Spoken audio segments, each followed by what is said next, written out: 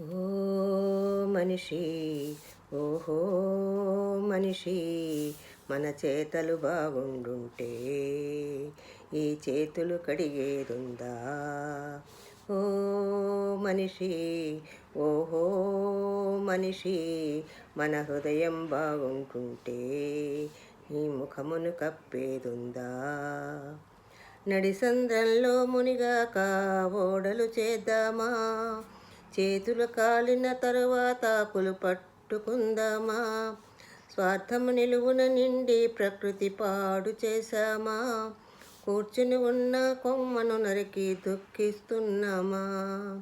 ఓ మనిషి, ఓహో మనిషి, మన చేతలు బాగుండుంటే మన హృదయం బాగుండుంటే ఈ చేతులు కడిగేదుందా?